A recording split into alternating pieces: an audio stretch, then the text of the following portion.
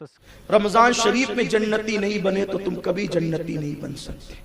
گرمی کا بہانہ نہیں کرنا, اللہ رب العزت پہ توکل کرنا بڑی مدد فرمائے. سونے والے کا روزہ اور لوم چلانے والے کا روزہ برابر نہیں ہے. سونے والا کتنا بھی متقی ہوگا, اگر لوم چلانے والا منکرات سے بچ کر کے لوم پہ کھڑا ہے تو بہرحال اس کا روزہ افضل ہے. اس لیے کہ جس کی عبادت میں جتنی محنت اور کوشش اور مشقت ہوگی اللہ اس کو اتنا اجر زیادہ عطا فرمائے. میرے ایک بچے نے, ایک مبلغ نے مجھ سے پوچھا کہ روزے کا ثواب کیا ہے, وہ مجھے ذرا بتائیے, میں کتاب میں ڈھونڈوں.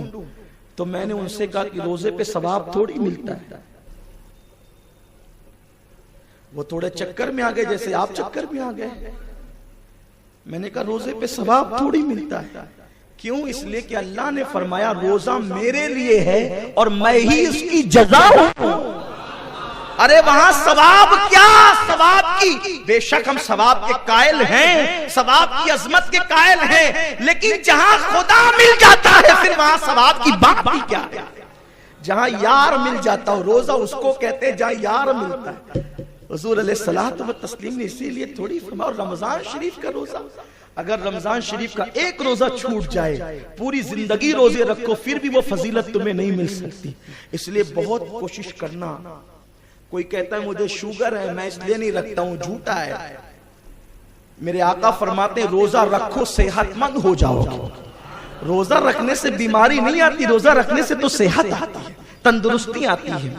تو اللہ کے حبیب صلی اللہ علیہ وسلم فرماتے ہیں کہ اس کی ایک رات 1000 مہینوں سے افضل ہے.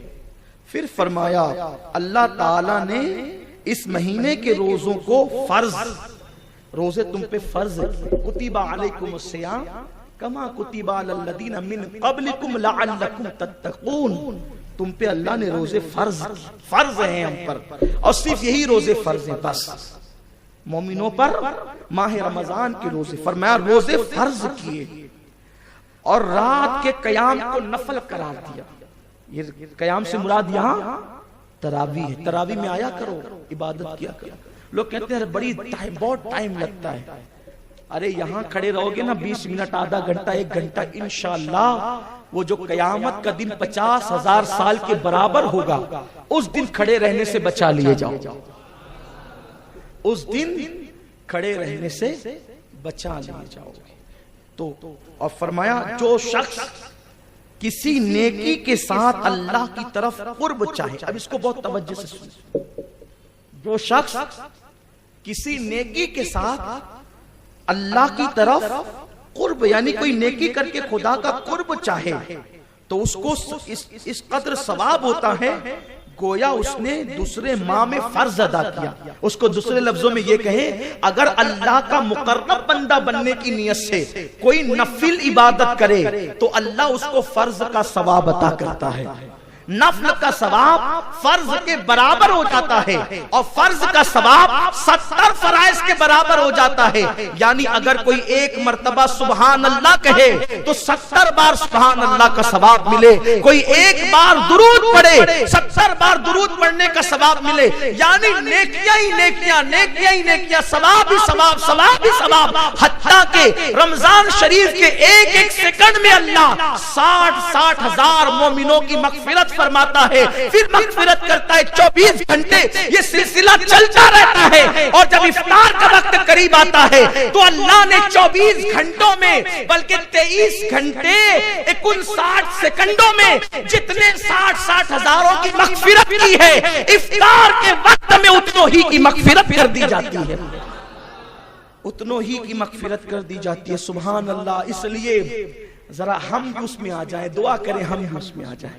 اپنی بھی بغیر مانگے مغفرت ہوتی ہے. فرمایا جس نے نفل کیا تو فرض کا ثواب, اور فرمایا جس نے فرض ادا کیا تو اس کو 70 فرضوں کا ثواب. کون کہہ رہا ہے؟ حضور کہہ رہے ہیں. زبان ما ينطق عن الهوى سے حضور کہہ رہے ہیں. زبان اللہ اکبر، جس کی زبان پر خدا بولتا ہے وہ زبان، میرے امام کہتے ہیں سید اعلیٰ حضرت، وہ زبان جس کو سب کن کی کنجی کہے، اس کی نافذ حکومت میں لاکھوں سلام، وہ دہن جس کی ہر بات وحی خدا، چشمے علم و حکمت پہ لاکھوں سلام۔ پورا خطبہ توجہ سے سنیں، اخیر میں اس کا نتیجہ نکلنے والا ہے۔ کیا نتیجہ نکلتا ہے پورے خطبے کا؟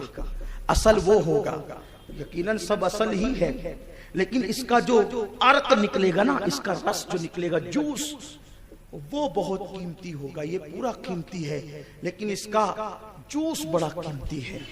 ان لفظوں سے جو جوس نکلے گا پھر انشاءاللہ وہ زندگی بدل دے گا۔